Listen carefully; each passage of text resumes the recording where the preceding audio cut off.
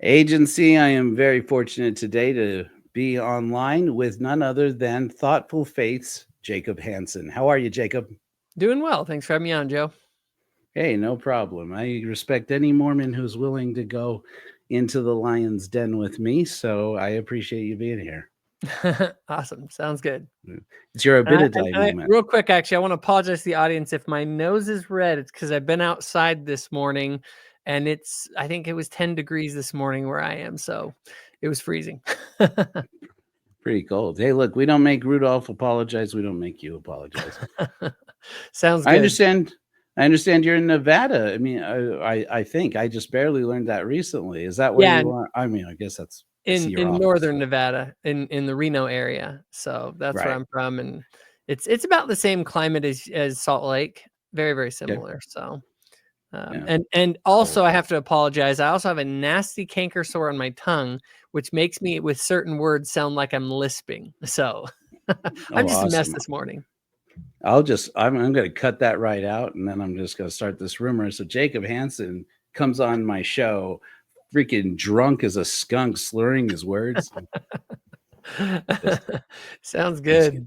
Yeah. So we had talked about, and I want to make sure we launch into this. So we are this is my series about Church for Atheists.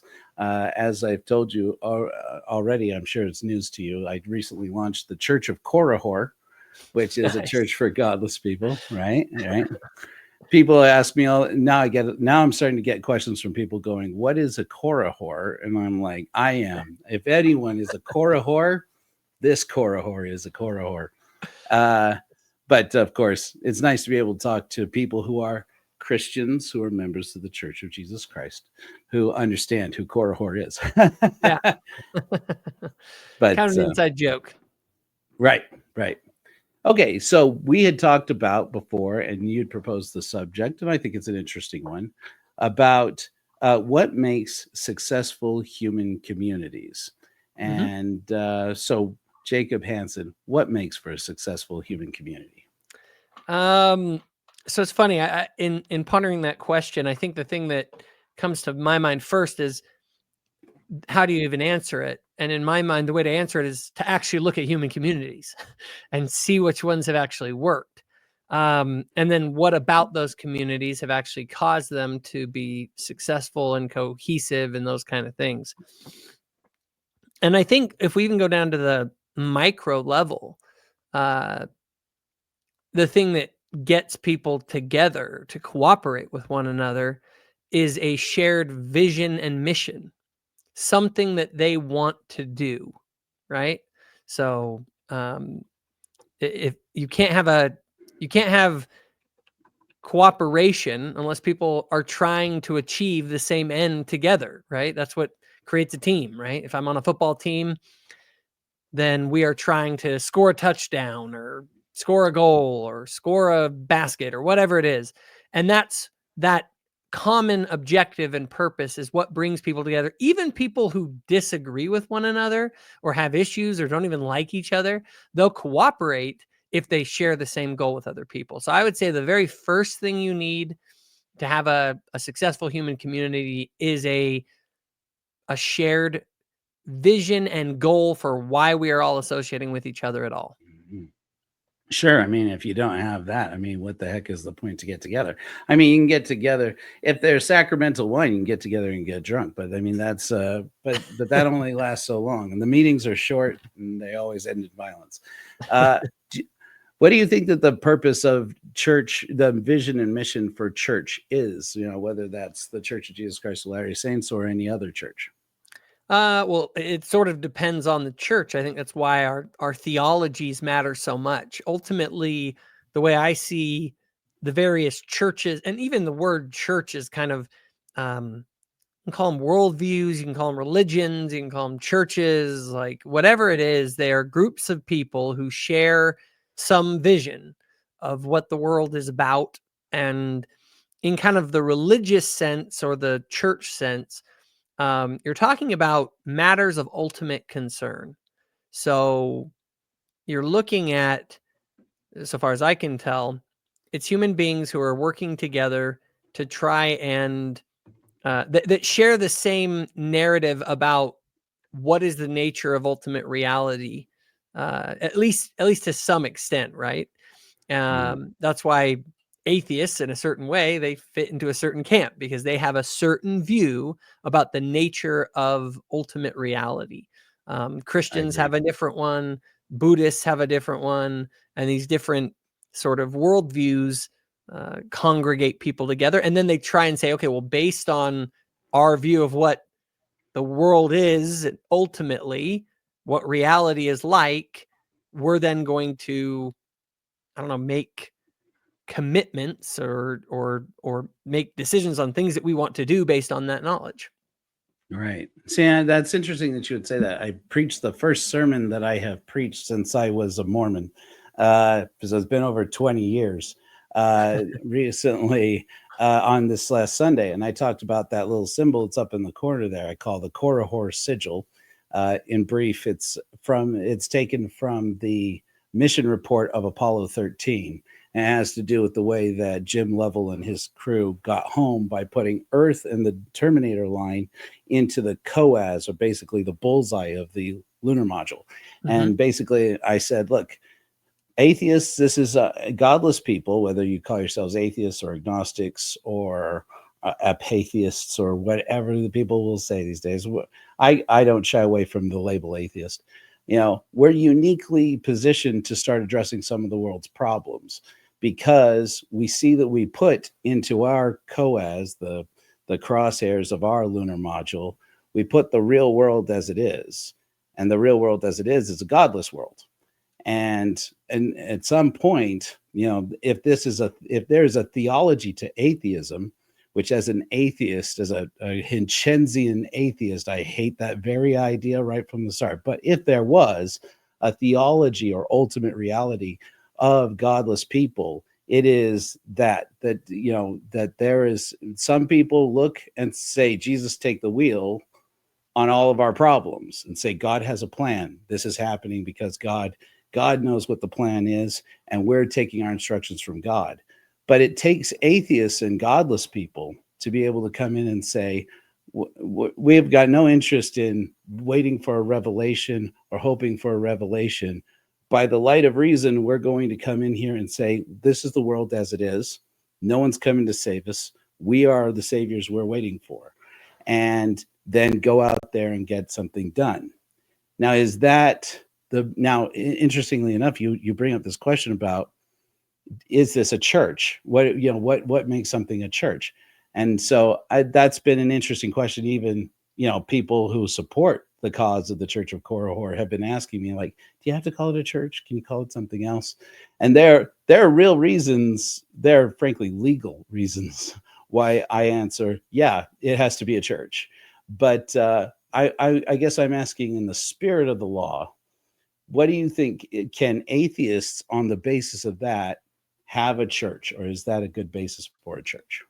So, I mean, depending on how we define church, obviously, I think I actually like to classify atheism as a type of religion, in the sense that I think that I hate the word religion, because it's kind of like people are like, oh, I'm not religious. And I'm sort of like, well, what is a religion ultimately but a particular type of worldview that includes a higher power? You know what I mean? And everyone, if you want to really break it down, has some kind of a worldview that guides them. And so I actually think that it's sort of good that you're doing that. However, when atheism, and I'm sure you've gotten this before from people, is atheism is just a lack of belief in God. It doesn't posit any positive beliefs ultimately. Right. And it sounded to me like you were positing certain, let's say, metaphysical claims about the nature of reality and even the nature of human beings. Such as the idea that human beings have a capacity to even reason, which presupposes that people have something like agency, because agency requires that a human being be able to reason between good and bad, and that and also a non-fatalistic view of the world, right? That the world, that that we can actually make a difference in the world to make it other than it would have been anyway, right? And maybe you're not making those claims, but where I think there might be a challenge for creating a coherent community is to posit what the positive beliefs are that bind together the community. That's the challenge of any organized group of people, because there are going to be those who disagree, and then you get schism and you get all those sorts of issues. So as I view it, creating a church based off of atheism, and I would say, kind of as an outsider, if I were an atheist, I would say atheism is not a positive set of beliefs. It's just to say I lack a belief in God, just like I'm an a leprechaunist or whatever. You know what I mean? Like, I don't believe in that thing. It's hard to create some like a community around that notion. But I don't know. Am I wrong? No, I mean, look, I mean, I hate to tell you this, but you may have quoted Sam Harris right there, because that's actually a leprechaunist is from Sam Harris at Skepticon, where he said exactly that. And I agree 100% with it, that the problem with atheism is that it is devoid of content. There is nothing to atheism. It's a lack of belief in something rather than a belief in something. And that's why I have said from the beginning, I've always hated that people like you, Jacob, forgive me, but bluntly, people like you who say that we adopted a new religion of atheism or of new atheism or what have you, is because I'm sitting here going, if we have a religion, where are our tax breaks? If we have a religion, why can't we buy buildings and build buildings and get together and have meetings and do ceremonies and rituals that probably could be really good for us, you know? And I said, boy, if you're going to get punished for it, you might as well go ahead and do it. But this is the answer to your question, I think. I agree that if I were to start a Church of Atheism, it would be stupid, in my opinion, because there's nothing to celebrate about atheism. If anything, there's reasons to be sad about atheism, because most people, see objective meaning as being God, whether you call it God or not. So whatever gives meaning to suffering.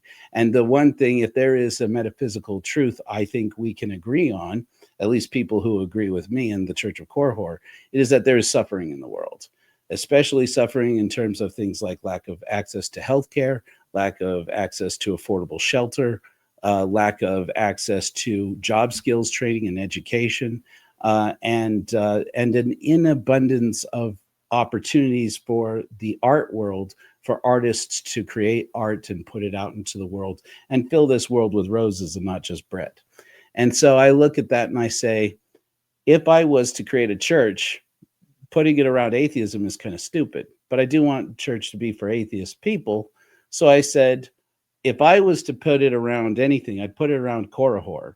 And I wrote my book, The Korihor Argument, several years ago, and found that people don't like books with the title with the word argument in the title. So in case you ever write a book, that's a good point for you. But I love Korihor. I've loved Korihor since I was LDS. As a matter of fact, I was just talking to Rob Lauer, who used to be the director of the Hill Cumorah pageant back in the late 90s, early 2000s, and has been in theater, was a member of the church for years before he came out of the closet. He's like, oh, I'm gay. And so quit the church for the second time. The first time in the 80s, he asked to resign, and they didn't have that back then because that court case hadn't happened. So they're like, no, you're going to have a court of love. Well, back then they called it church court or disciplinary council. You remember that? And I said, did you go? And he's like, heck yeah, why would I miss that? I'm like, that's what I said. I mean, my stake president, when he and I talked about my leaving the church or kicking me out, he's like, why don't you just resign? And I'm like, first of all, you guys don't tell us to resign. We practically invented resigning from the church. I'm like, and secondly, I feel like that deprives the church of a chance for closure with me, and it deprives me of my chance of closure with the church. So I respect that other people find it traumatic, but for me, it's a ritual as much as baptism, as much as an endowment, as much as any other ceremony. There's a ceremony of saying, look, let's have it out. I don't like you. You don't like me, and we're separating because I can't keep my mouth shut about about your founder, about your founding documents, and about your values and principles. I quit you, you quit me, we go on. And I said, and at the end of the day, I want that footprint on my back. I want somebody to say, he didn't leave, they kicked him out, And I'm like, if you're game for that, I am too, but that's for me, right? But I look at it and I say, okay, Korihor. I call Korihor on our website at korihor.org. I describe Korihor as the martyr of reason, because he represents to me all of the values of what I object, not only to God, but also to or not only to Mormonism, but to Christianity and to God in general, which is that it does, you have these people who seem to have very charitable values. I think Christians have charitable values, and unlike other people, I think Mormons are Christians. They don't. They either fail to live up to it, or the process. Do you need to catch that? Yeah, go ahead. One moment.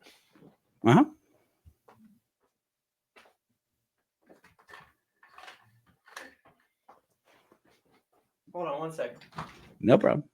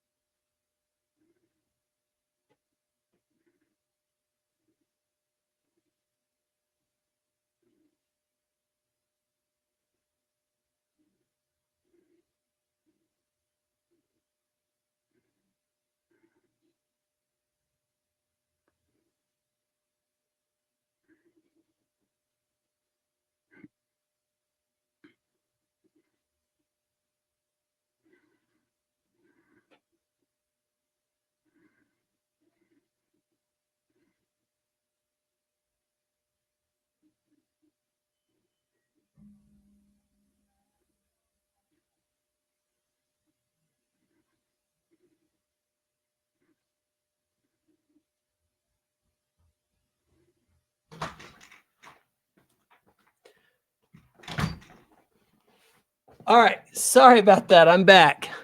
That's all right. I had I have a guy here doing some work at my house, and I thought my wife would be here to take care of it, but she isn't back yet. So, oh, good. That's why we didn't go live, right? I mean, that'd be a pretty rough first recording. So we were saying, okay. So the idea of the reason why I like Church of Korihor is that I like the idea of pitching a story of what our values are, not as atheists, but as a specific slice of atheists who do agree, have values that we agree on. And Korihor for me embodies some of those values. And then I, of course, because he's a fictional character, even though Christians have told me you can't build a church around a fictional character. And I'm like, boy, say it louder, man. Did you just say that? is that you can make Korihor mean anything that you want. So I take what's in Alma chapter 30, which I believe in the 1830 version was actually Alma 16, and I take that and I expand it to a modern point of view, and we have on the website what we call the 12 values of Korihorism, and I say let's have some values. So we say, look, do all atheists agree with these values? They do not. All atheists agree on very few things, other than you know science can fly to the moon and church and faith can fly on the moon, and so. But like it's hard to get atheists to agree on everything because it's such a broad diversity. But as you know, the fastest growing segment of religious ideology or religious position these days are so-called nuns. And out of all those, there are people who embody the values of Korihorism.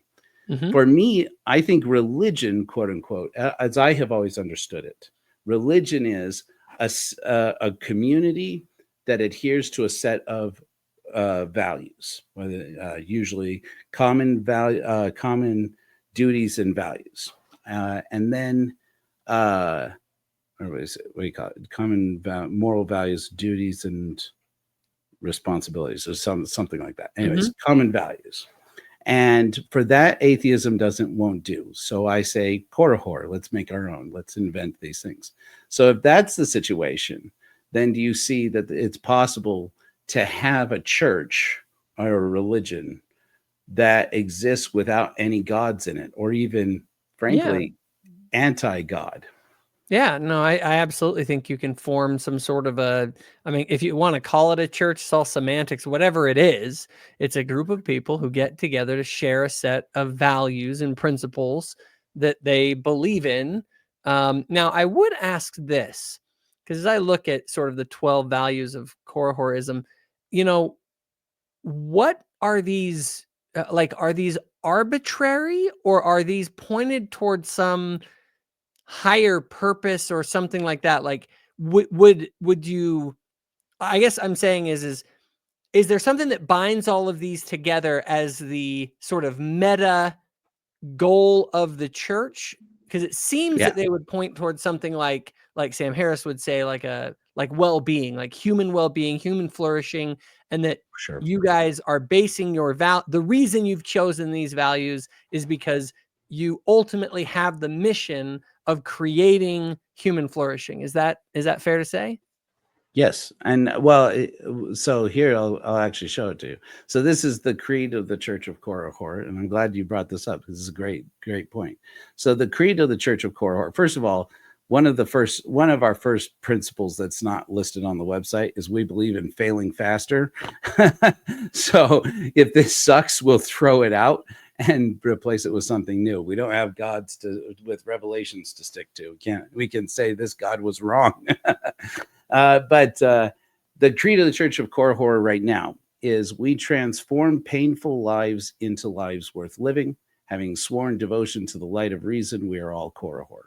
So that's basically the idea. And then on the website that as you referred to here, if people scroll down, they can find 12 values of Korihorism. I won't go over all of them and bore you. People can always look at it.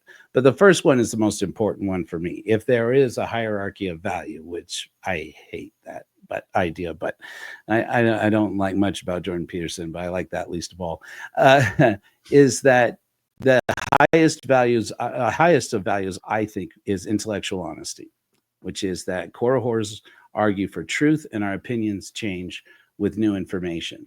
So in that way, Can I real quickly, a thought that I kind of have on this as I'm looking at it, you have these 12 values, and I do, what would you say is the distinction between humanism and Korihorism?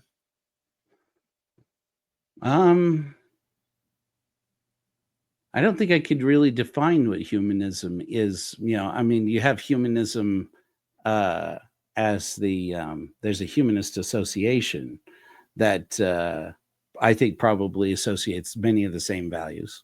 I would say that humanism, more than anything else, if I were to distinguish it, humanism would be prioritizing human flourishing, where I would say our objectives are more built around like Rawlsian justice. So, John Rawls, in his theory of justice, basically posits that there should be a veil of ignorance, that, if you have one person slicing up the cake, which makes sense so that you don't have to take a vote on every decision, that one person slicing up the cake of resources and opportunities for any community should be the last person to pick a piece of cake, because then they are motivated to actually ensure that every slice of cake actually has equal opportunity and equal access to resources. So I would say that's probably more along our idealism. See, and it's interesting that you say that, because that points to a very specific type of humanism, sort of a egalitarian, very modern notion. And it sort of presupposes, for example, the inherent dignity of all human beings. And sort of equality, because you're talking about cutting up resources and making sure that there's equality amongst people. And as I've dug into sort of atheistic philosophy and things, and read people like Nietzsche and Foucault and others, there's a more fundamental question to ask. I mean, the original philosophical view of the world of people like Plato and Aristotle was human beings are not equal. There are those who are born that are way more fit than others. And so there are those who are, as Plato said, there are those who are destined to rule and those who are destined to be ruled. And so I guess one of the questions I would have for a church like this, just not pushing back to try and like debate it necessarily, but more to understand, is how do you deal or ground this notion of all human beings having inherent worth and dignity, if what we observe in the world is vast differences amongst human beings? That's a great question. I think that part of it is a reaction to what I would call the evil of social Darwinism, which, social Darwinism really has nothing to do with Darwinism. You can just ask an evolutionary biologist; they'll tell you that. But one of the best about that actually is Richard Dawkins. Who if I believe it was in The Selfish Gene, he talks about the time that Margaret Thatcher came to Oxford and asked them, "Can you tell me about social Darwinism?" And they were like, "Where did you hear about social Darwinism?" And no, you should not talk to anybody about social Darwinism, because basically that's, just so we clear the air, lowest common denominator, anybody out there who's like, I don't know, that's social Darwinism, that sounds good. It is not. Basically, that's how nationalism has risen up everywhere from Germany through, in the United States, all over the world, around this idea that certain communities are more successful than others, whether that's a racial community, whether that's a political identity, whatever, that there are some groups whose values or whose natural abilities make them in the same way as the evolution of an organism and its genetics over time. So the memes, or even the genetics in the case of, Hitler and Nazism, that the genes of a particular group or memes of a particular group make them naturally superior. That's why they thrive while others, perish off. And that becomes the premise of genocide of every kind. And so we have to be able to say, I think, that there needs to be a counterpoint to that kind of social Darwinist competitive ideology that says it's not about human dignity for me so much, although I believe somewhat in human dignity, but I'm not enough to export it to the church. I believe that opportunity for what am I looking for? That's the word I'm looking for self-direction and self-designation the ability to, it's not the right word. Anyways, the ability to choose one's own future does presuppose either free will or compatibilism. I personally don't believe in free will, but I do have a compatibilist perspective to say, while free will doesn't exist, thinking free will doesn't exist ain't going to help you get up in the morning and go do something that's hard to do, right? And so I think that it's less about human dignity or the dignity of all people, because some people, frankly, are not very dignified. I fully acknowledge that. It's more about, if we have a society that doesn't furnish opportunities for people, in spite of whatever their differences, to, in an equitable fashion, be able to achieve lives where they escape some measure of pain and suffering and achieve a life of joy. If we don't make those opportunities happen, nature ain't going to do it. And God certainly is not going to do it, because there's no God, in my perspective.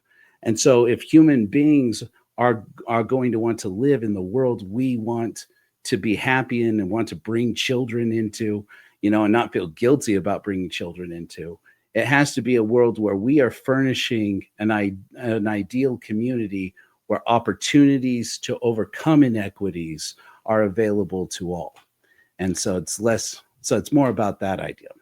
And so, I mean, it sounds very much utilitarian, in that we're trying to do the most good for the most number of people. Is that sort of the ethos of Korihorism? I would push back on that, because I think, like I said, Rawlsian justice for me is probably more accurate, because we're not actually looking to do what's in the best interest of the most number of people, because of course there's lots of bad decisions that can be made out of that, right? It basically, that makes the whole world into a massive trolley problem. It's like, who do you sacrifice and how do you sacrifice for this group of people versus this group of people? I would say it's more about making opportunity for each individual person more feasible by changing the rules. So it's more like changing the algorithm of how a society flourishes, rather than deciding, okay, well, we're just going to put it all in a pot and then we're going to divide this as for each individual person. It's a question of, how do we as a society create a rule that says, if you were born with this difference of ability, or this difference of wealth, or this difference of stature, or this difference of health, how do you flourish in a way, in a system that's going to favor somebody who doesn't have those inequities, that isn't suffering from that inequity? And so that's why I would say it's less about doing the most good for the most amount of people, and more about creating a system that is more fair to each individual, while in a John Nash governing dynamics sort of way, making it about each individual being interested in their own benefit and their own well-being and directing their own well-being, while also looking to the well-being of the group. And so that's what it makes it different from social Darwinism, in my opinion. I see. And then and it's interesting, because one thing that, as religious people, that we kind of take on is the idea that not that the state and politics don't matter, but it's the idea that there is an authority that's higher even than that of government, which is basically just human force through violent coercion, essentially. And I do wonder, as I look at some of these, I mean, they're very much political in their nature. So is there a significant difference between Korihorism and just sort of any other political activism? Is it categorically different, or is it primarily a religion based on political activism?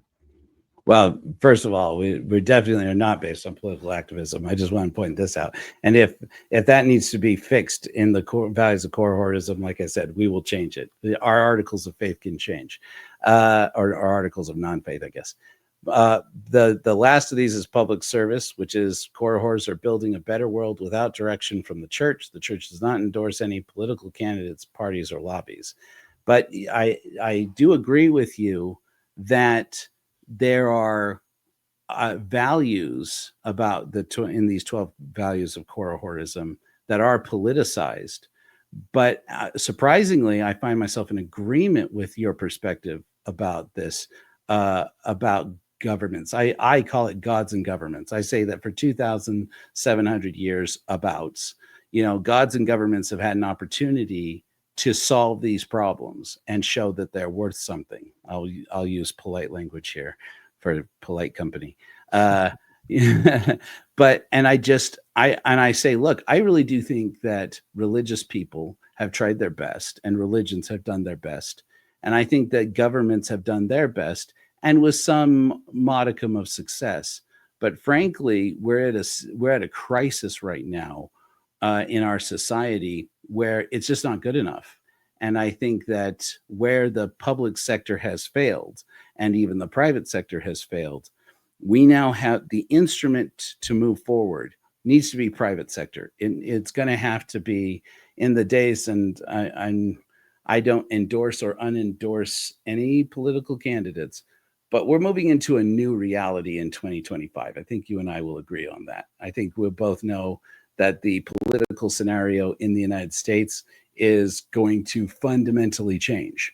And I'm looking at this and saying, in that reality, you can get bummed out, as a lot of people who agree with me on my personal politics are, and mourn and grieve. And that's totally, people are entitled to do that. But I look at it and say, I can't grieve forever. I have to act. And so I look at it and say, if churches are the only entity, private sector entity, that can actually do something of good social value and achieve what I would call social justice. Even the church has a statement that very controversially included social justice at one point. The Mormon church, the Church of Jesus Christ of Latter-day Saints. It's all right. You call it what you like. I personally call it that, but don't worry about it. I'm not gonna judge you for it. Okay, cool beans. Well, I mean, you are a Christian, so you have to love me either way. So that's cool. Exactly. I was thinking of that when you posted that picture of you with Alex O'Connor, and I'm like, crap, I'm seriously not the most famous atheist he's going to hang out with this week. That sucks.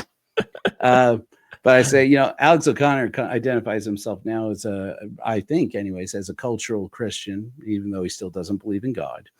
And I say, you don't have to do that, Alex. Christians, you don't have to change who you are to get Christians to love you. Their God makes them do it either way. So you can just walk up, you slap them. You watch what they do. It's crazy. Anyways, I'm just teasing. So yeah, but I mean, I do think that when it comes to the values of Korihorism, I think that the future has to revolve around some kind of common value that is not, hey, let's band together and politically change something, or let's get policy changes out there. It's let's stop waiting on gods and governments to do what people can do. So, and that's one of the things, like I noticed, it's funny because the mix of things on these values are both, like there's some that I really agree with and think are great. And then there are others that I think are more questionable and or more challenging. And there are conflicts that I think might arise. So again, just to kind of give you an example of something that I could see being a challenge is like, Sure. It talks about religious liberty. Mm-hmm. And so does this include granting people the liberty to discriminate against, for instance, LGBTQIA plus people? Because you guys, you want to affirm and celebrate queer folk, but you also want to affirm religious liberty. And could those come into conflict, and how would something like that be addressed? So it's a great question. I think I hadn't considered that part of it. So I'm glad you said something.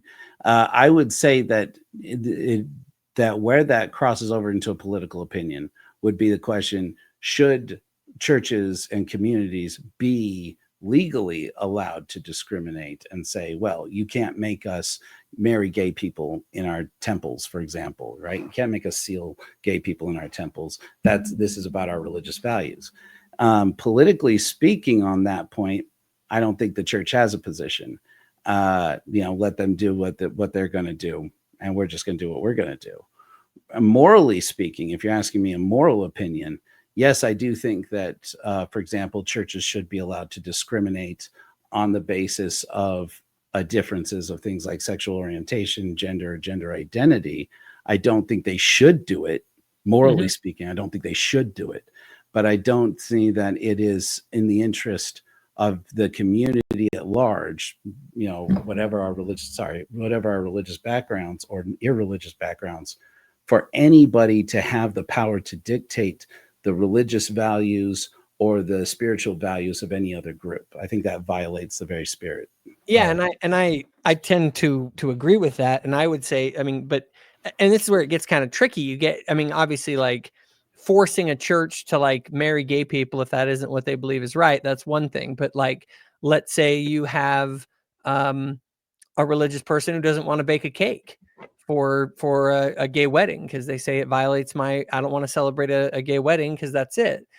Is that a form of, do people have the freedom of association to say, look, my religion teaches me, or, you could even go to an extreme. Now, obviously this is more like really extreme, but let's say that a person says, I don't want to hire people that are gay because my religion says that I should, maybe you're Amish or something, and we should shun people that don't obey the commandments. Now, I think that's abhorrent, just so you know. I think that's totally wrong. However, we have to craft laws that, do people have and what's funny is that I would say in the United States, we actually don't have freedom of association because you actually are forced to associate with people because they won't allow you to say, I don't want to hire X, Y, or Z person based on sex, religion, orientation, all the different things that they have. And so, so how do you reconcile where the line is to where discrimination is no longer okay? Is that something that falls?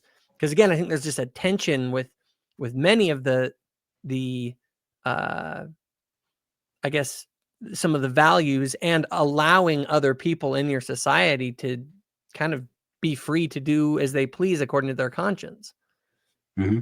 Yeah, I'd say that the key to religious liberty, if there was a political equivalent of religious liberty as a moral value, because I see religious liberty as a moral value, I would say the political version of that would be secularism.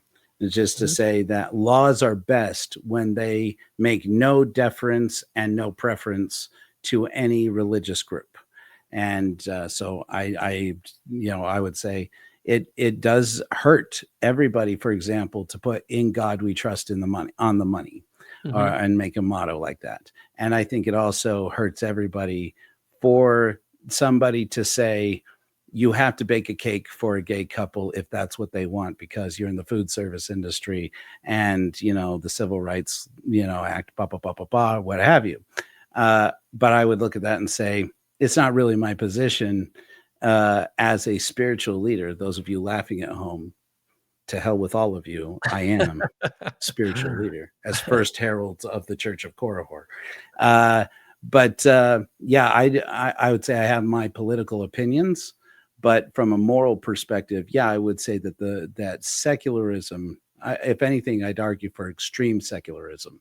That, if you can look at that and say you're dictating somebody's religious values and their exercise of their religious values in a way that may have good intentions, but gives power to the government that I don't think we can agree that the government should have. So that's my opinion, perhaps as controversial as it may be. I will definitely get letters about that. So if your objective was to fill my inbox, I admire the intellectual honesty and putting the truth first, which is, by the way, that's another aspect of this that's very interesting. Because I guess what I'm wondering is, at the heart of all these values is the goal of as much human flourishing as possible. Is that fair to say? Am I getting that right? I would say reducing human suffering and providing opportunities for joy in people's lives. Okay, excellent. And Now, here's one of the things that is interesting here. There's a presupposition that the truth is what will lead people to being happier and basically moving towards your goal, right? But yes, part of that, yes, definitely.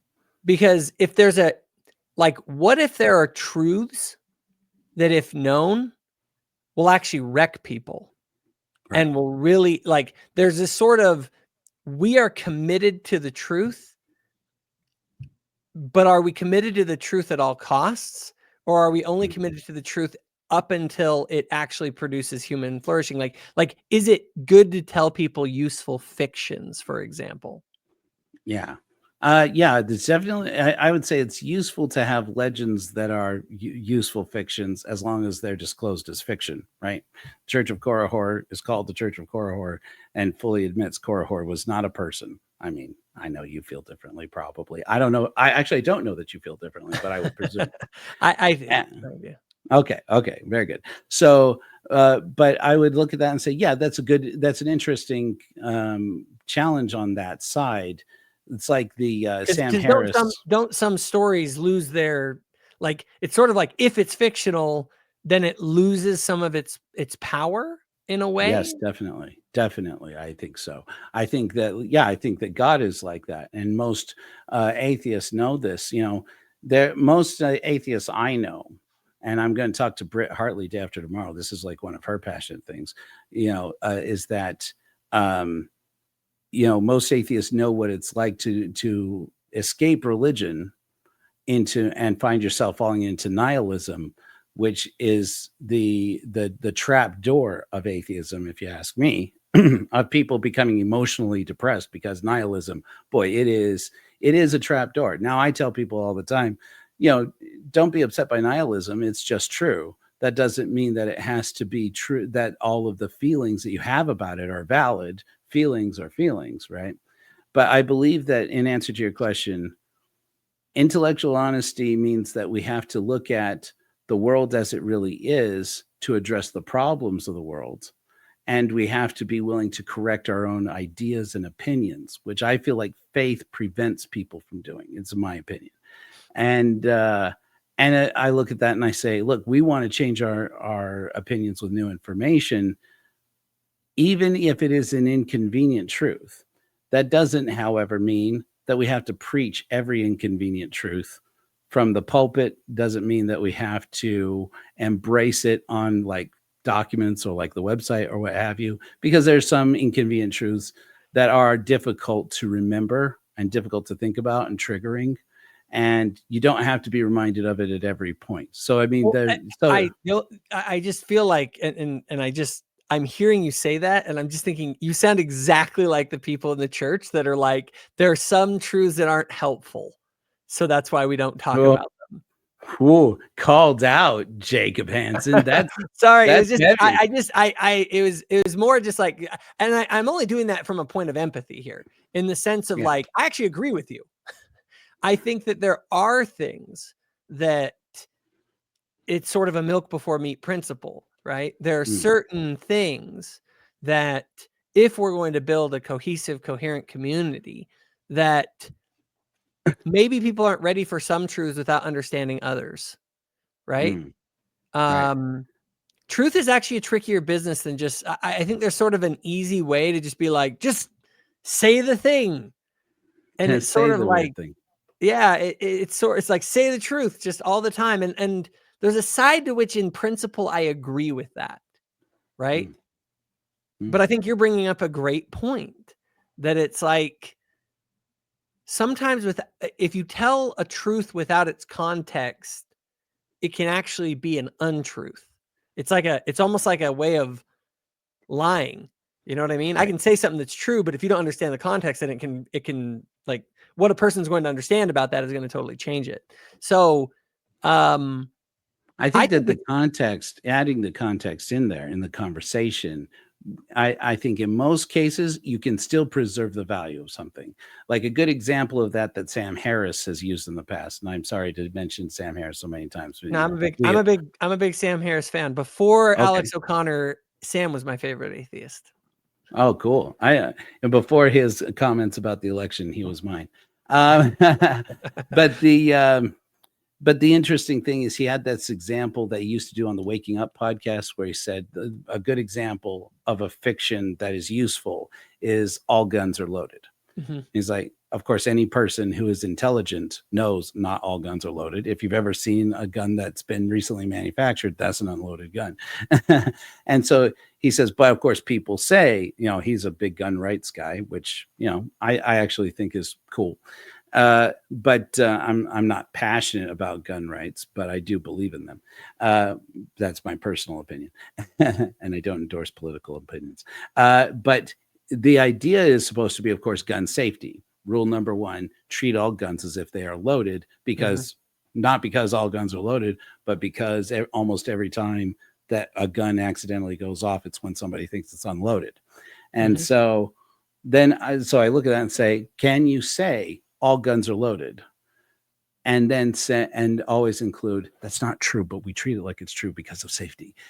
Is there an equivalent of that for religious liberty or intellectual honesty and so forth? Or the argument for God himself. I feel like that's sort of what that's almost like what Jordan Peterson is doing. He's out there saying, I act as though God exists. He's kind of like, I'm treating the gun as if it's loaded, even though I don't know if it is or not. Or I think even maybe that it probably isn't. And is that not, let's say, a Pascalian view of the world where you say, look, if I'm better off believing in God, even if I'm not sure that God exists, wouldn't it be better to live as if that were true? Again, going back to the useful fiction principle. And then if that is the case, then the question isn't, is it true? The question, not to say that isn't a somewhat relevant question. I'm not saying that. But what I'm saying is why it's ultimately relevant is because if it's true, it means certain things that can be of benefit to me or of detriment to me. And so utility seems to be like, what matters more, utility or truth? Yeah, I think I'm not saying that you necessarily have to have the answer to it. It's a big question. Consider. Yeah, no, I think it's worth considering. I know you haven't seen this because you don't watch rated R movies. That's a joke. But I don't know if maybe you have or haven't seen it, but recently there was when we recorded this, there was a film dealing with that very subject that I got into quite a bit of controversy over my interpretation of this film, and that's the film Heretic, right? And I don't know if you've seen it, and I've spoiled this. I've seen enough of it to have made a video kind of responding to some of the stuff that I've seen, but I haven't seen every bit of it. So, see, it's interesting. I went to the movie with my wife on our date night, and we were sitting at the end of this long pew of moviegoers, and which I always do. I like to be close to the exits to get to the bathroom because I'm over 40, and this couple walked by us, and this woman who you could tell was just desperate to tell somebody something looked at me and said, "Well, what did you think, stranger in Utah on a Sunday night?" And I'm like, "Oh, I liked it. What did you think?" And she says, "Oh, I thought it was going to tell me things to make me want to leave the church. Now it just makes me want to kill people who leave the church." And I just like looked at whoa. her. I'm like, oh my gosh.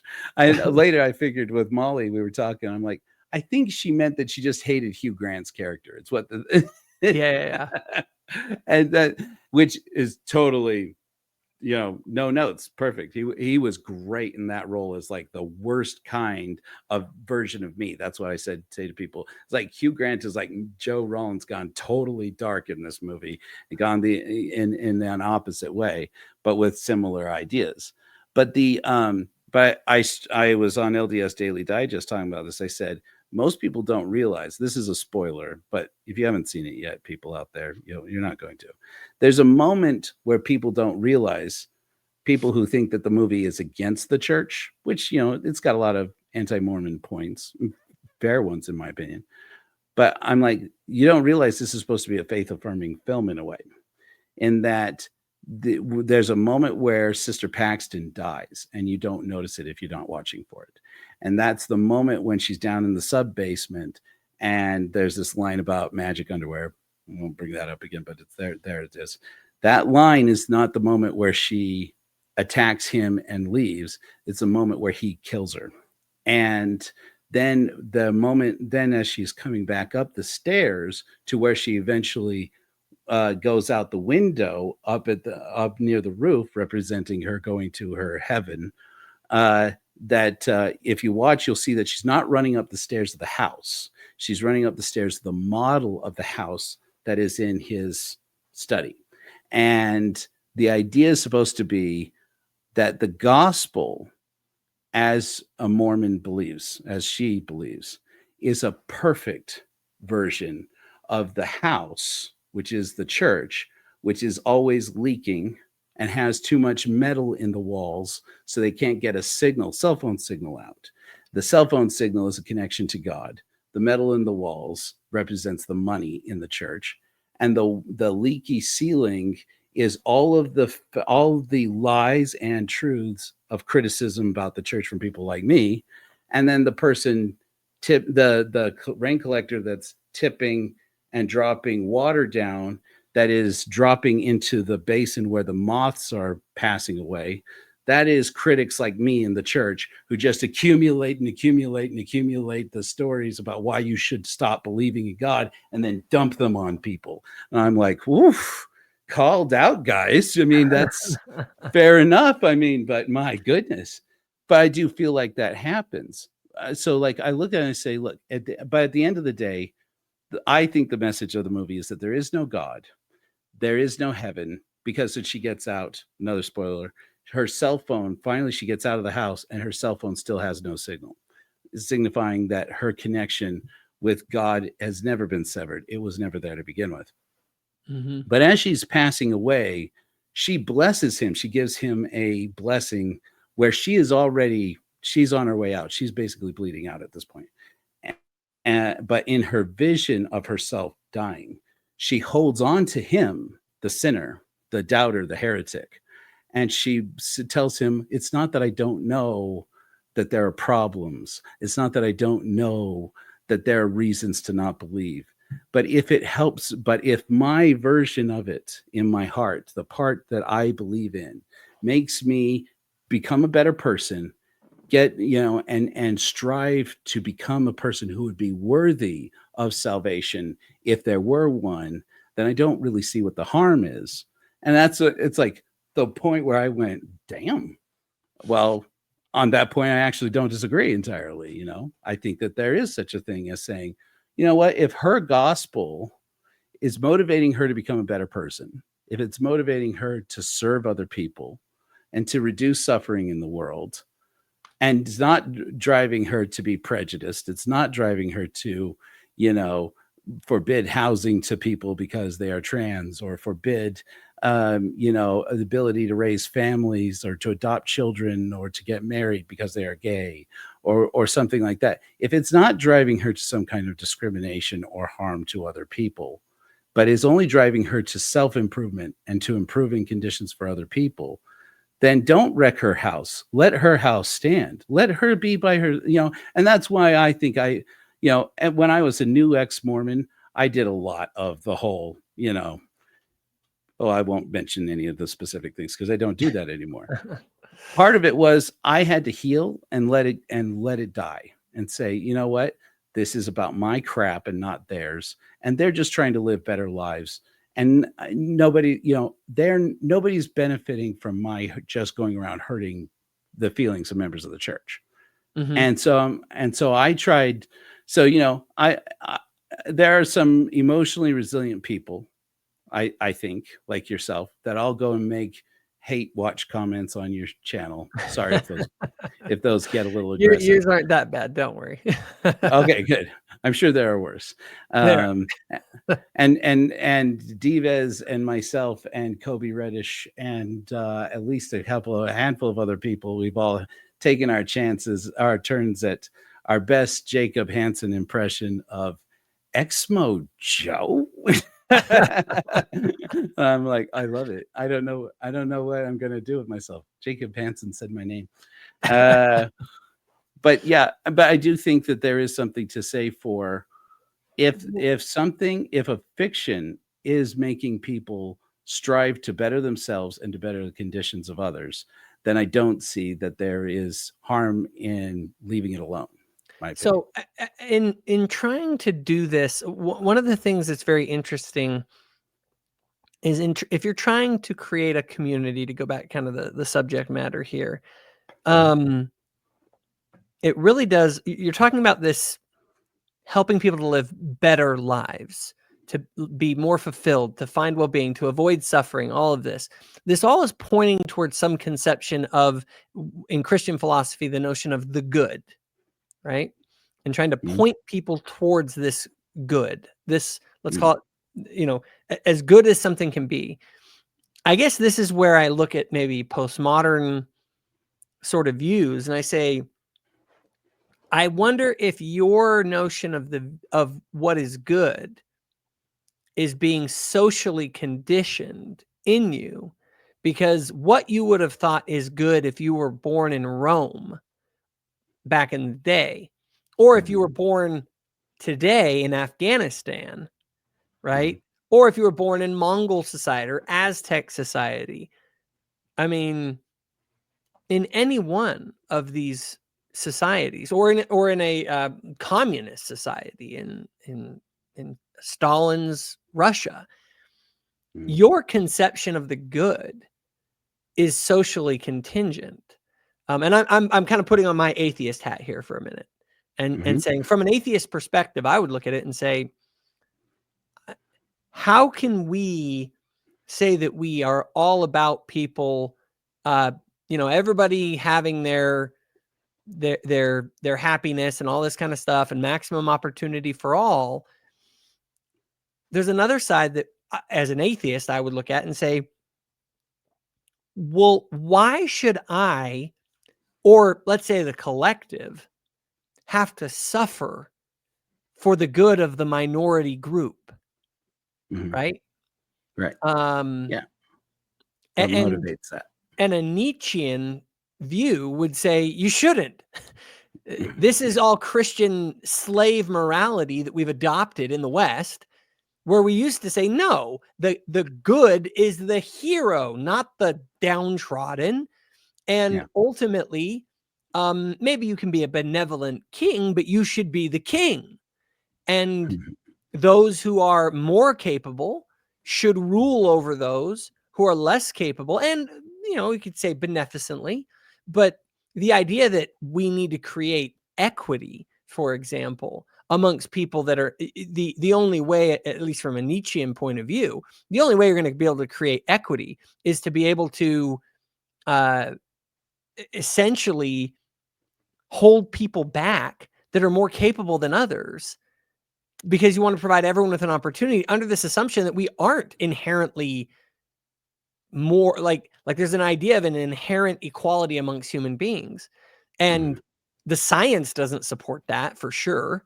Human beings have wildly different abilities, just like any species of animals do, Sure. And as so between individuals and as a group. Yeah. And so I guess it's sort of like we talk about, well, this fiction is okay if it leads towards the good, but the reality is there is no good. There is just your personal preferences that you have. Correct. And so if you have your preferences and someone else has their preferences and they're at odds, then how do we resolve that? It's who has the power. That's a good point. Yeah, I think that you're looking at kind of a Humean, is ought fallacy, and how do you resolve that from a moral standpoint, saying, well, if you look at what is and isn't true, you couldn't really say that good or evil exists, right? Kind of like how Hamlet says, there is nothing either good or bad, but thinking makes it so. Was that, does he mean the thinking behind the person doing the action, or is he talking about the thinking behind the object of their action, whoever, right? I think it's both. And I would say from that perspective, I would say Nietzsche is not entirely wrong. His thinking is incomplete. I would lean more towards Albert Camus and towards Schopenhauer, Arthur Schopenhauer, who I think is just the most brilliant. I love pessimism. I love everything about that idea, and I think that absurdism from Camus, especially from the myth of Sisyphus, really completes it, which is to say, okay, you don't get to decide. Ultimately, we don't get John Rawls' ideal. None of us are going to make the ideal community. None of us are going to make that, right? From scratch, anyways. Instead, you can look at the world as it is, and from a pessimistic point of view, be able to say, look, you can't change your past. And what's going to happen to you in the future, most of it, you have no idea what's going to happen. But you can choose how you are going to progress forward. And that way, there are objective facts in the world, right? We assume anyways. We assume that we exist, that there are people out there who are cold. There are people out there who are hungry. And we do assume that that could be any one of us in any kind of scenario. Even in a world without free will, we have to be able to look at it and say, from a compatibilist point of view, say, well, I know my situations improve and unimprove, if you will, are worsen with thinking, with my decisions and my ideas. So if I look at this and say, okay, well, if the myth of Sisyphus, and we're going to use some very internet non-friendly words here, but we just have to. If we're going to talk absurdism, we have to. The first line of the myth of Sisyphus is, there is only one problem of philosophy: suicide. Mm-hmm. And so I start from that position and say, oh, this is interesting. Camus suggests there's three kinds really of suicide. You have suicide of your body, which is the suicide people think of. Then you have suicide of the mind, and the suicide of the philosophy. And suicide of philosophy, a philosophical suicide, is basically nihilism. It's just, everything may be true. Like I say, nihilism is true, but it doesn't make you happy, and it doesn't make your life feel worthwhile. And then so people often resort to the other suicide, which is the suicide of the mind, which is God.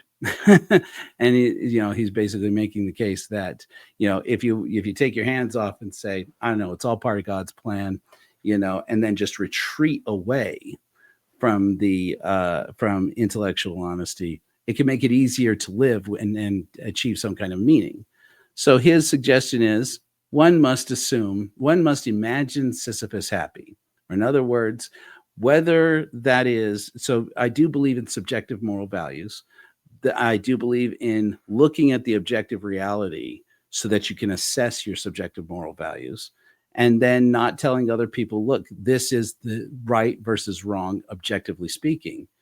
I can look at it and say, I judge this as subjectively as right or wrong, and based on these objective facts, and those are my values, and I'm not going to tell you what yours have to be.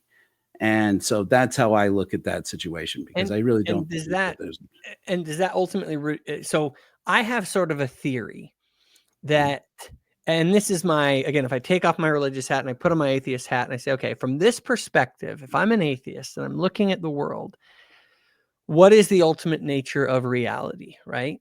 And both now there's sort of the physical reality that we could say, essentially it's all material and we're meat computers and all that kind of stuff.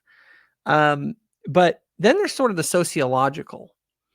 What is the real nature of sociological relations? Because that really matters to a lot of us. In fact, I would look at the Korihorisms that you have, and it's very much a sociological sort of take about human relationships and how we should interact with each other properly in order to create human, thriving and well-being. And I can't help but find that at the end of it all, every time, and for me, it's Foucault, I think, is absolutely brilliant.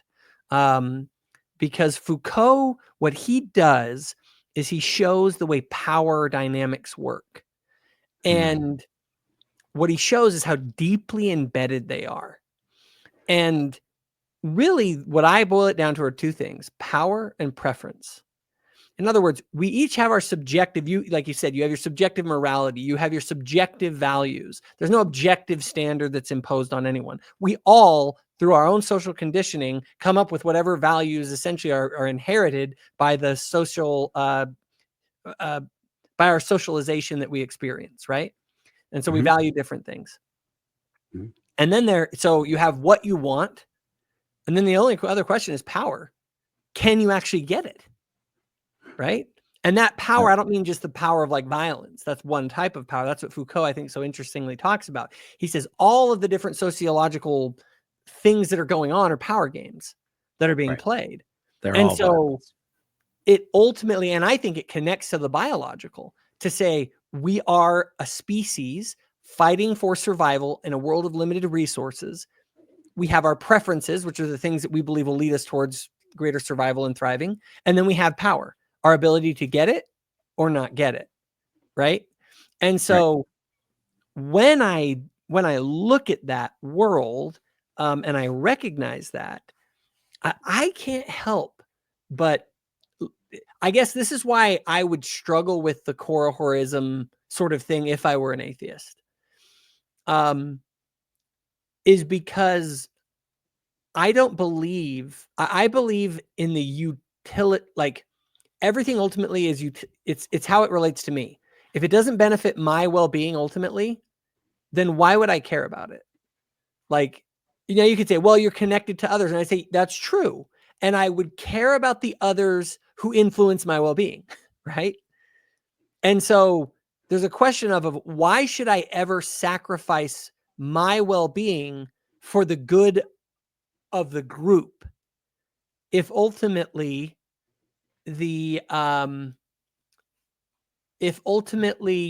now you could say, well, if I sacrifice for the good of the group, then the group will like reciprocate, and I live within a society. I understand that. I'm going even deeper. I'm saying, let's say that I actually wouldn't benefit. Like my happiness score at the end of life would be 1 point lower, but everyone else's would be 1 point higher. Like a good example, fighting for your country in the military and dying for your country. Like, what an absolutely insane, stupid, who would ever do that? Right? Like Patton said, you don't win wars by dying for your country. You win wars by making that poor bastard die for his country. Exactly. And so I can't help but look at, and I do wonder this though, as again, putting on that atheist hat, I go, but can you have a functioning world without those useful fictions that cause people to go and die for their country? Can you have a functioning world if everyone realizes that at the end of the day, it makes no sense to sacrifice for the good of the group? Yeah. And I think the answer is yes. Because at the end of the day, what we have at the core, I think a lot of this comes down to discussions that have existed in the past, whether you're talking about like Thoreau or you're talking about Hume, about the subject of human nature, right? And there's an assumption, I think, that really is uniquely Judeo-Christian in its ideology that says, that basically goes back to Adam and Eve. It goes back to this idea that all are fallen, all are in this state where we are greedy and we would all take advantage of each other. We would all do evil if we were left to it. But the scientific reality, I think, comes down to a theory of mind. Interestingly, Thomas Jefferson wrote to, I want to say, wrote to John Adams about this, I think, wrote a letter a bit where he basically said, it's very clear that there are some people who are born with no love of other human beings, just with a deformity in the same way some people are born without the ability to see or without the ability or without hands. And he says those people, we have to educate them. We have to teach them to fear God. And that's the best that we can do, because I don't think that they can be helped.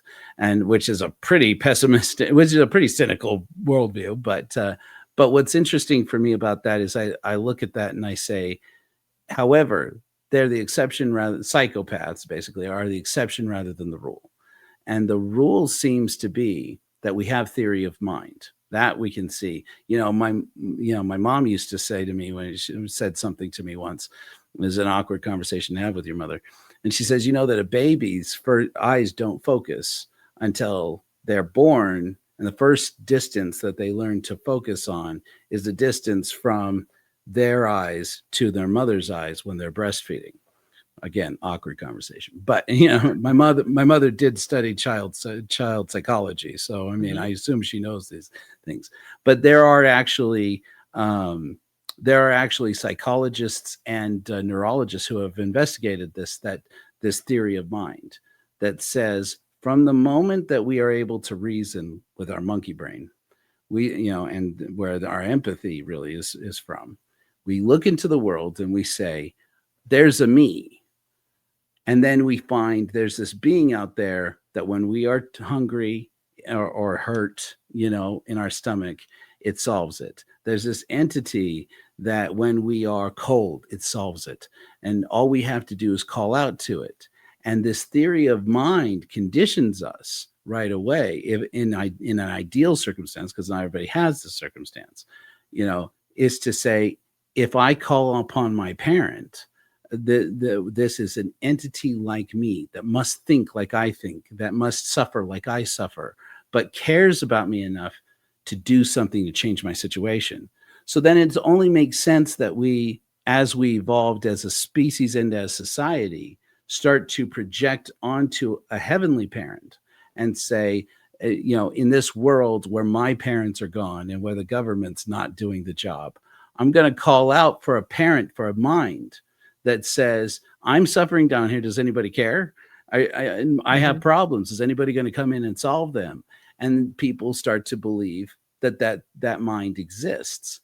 The objective reality of atheism, I would say, would be to look at that and say, okay, that mind doesn't exist. So you now must step into the role of being the mind that says, how do you, from now until the moment that you pass from this earth, when your flash in the dark, as I call it, extinguishes, are you going to spend the rest of your life fulfilling this prophecy, this frankly silly idea, in my opinion, that all human beings are lost and fallen and naturally evil and would take advantage of each other and do only evil things to each other, when I don't see that that's true? Are you going to, is that how you want to live from here until you expire? Or is a more fulfilling life for you to live trying to achieve flourishing for yourself without harming others, or even going out and trying to benefit other people? How does that make you feel? And for me, I say that's good enough to stand in the place of morality. That's as good as any commandment, in my opinion. See, and I look at that and I agree with it. It's just when I look at it and I think, why do you think that? I think that it, again, emerges as a consequence of the culture that you're raised in. I mean, if you were a Roman, you wouldn't have just given me that conversation. You would have said, I'm going to go out, we're going to take on the other tribes, and we're going to do this. Now, another thing that brings it up is prosperity. The fact that we don't have to compete hard for survival. Let me tell you something. The moment that it's your kid going hungry or someone else's, you're going to pick your kid. Okay. All of a sudden, once you have limited resources, equality goes out the friggin' window. And you will make sure to take care of you and yours before everybody else. And so I wonder how many of these beliefs that we have are really sincere, or if they're luxury beliefs that we have because of our social conditioning. I think one of the things, at least from a Christian perspective, and this is really the kind of meaty heart of Christianity, is to be willing to die for the good of another, to be willing to say, even in this world of limited resources, I'm not going to play the power and preference game. I'm going to play the game of love, because everyone has inherent value and worth. And so I guess the only reason I'm bringing that up is that it seems to me that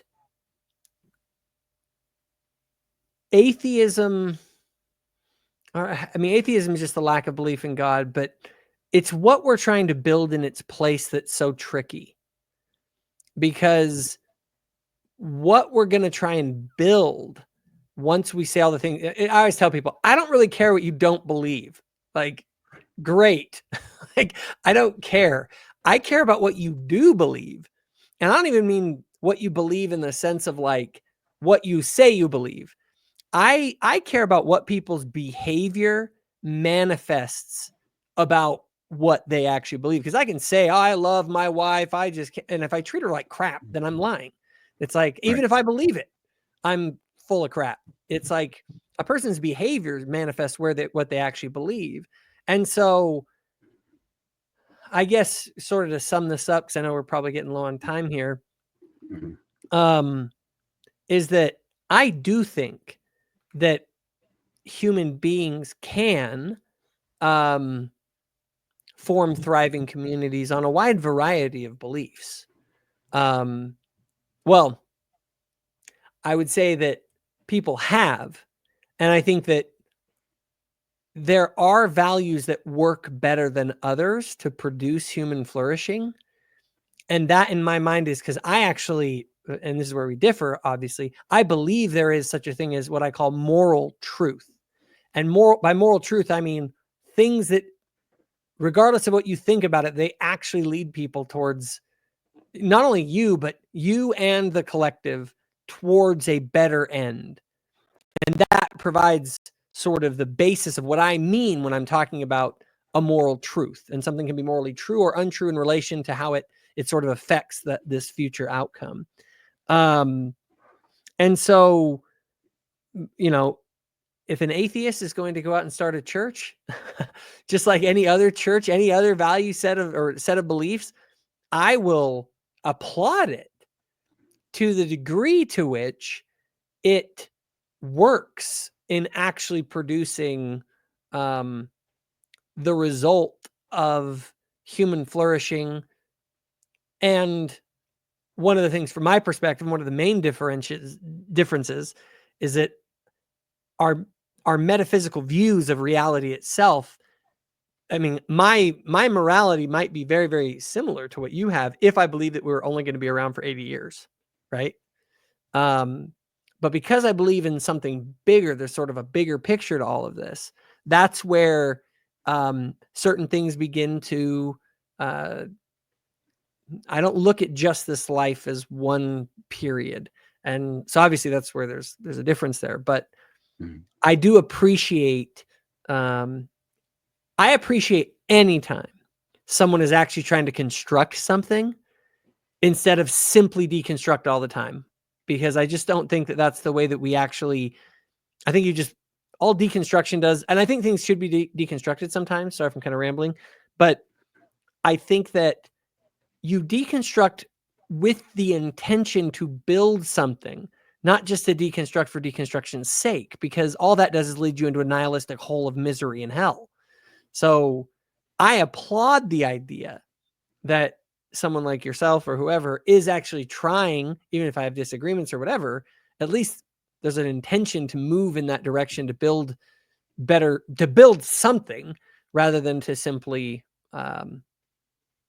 pull down people into nihilistic hell. Something like that.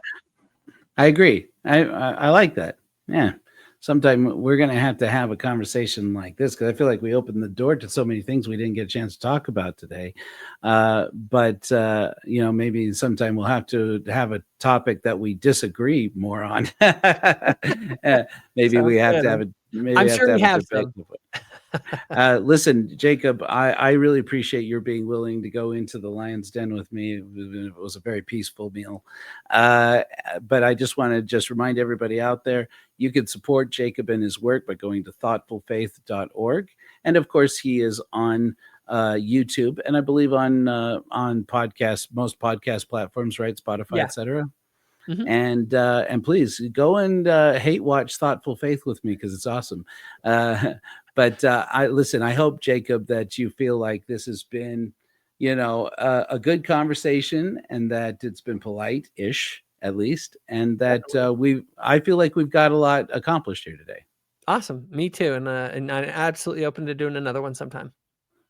Perfect. Okay. And as for you guys out there in the agency, remember, here until next time, fight like hellfire.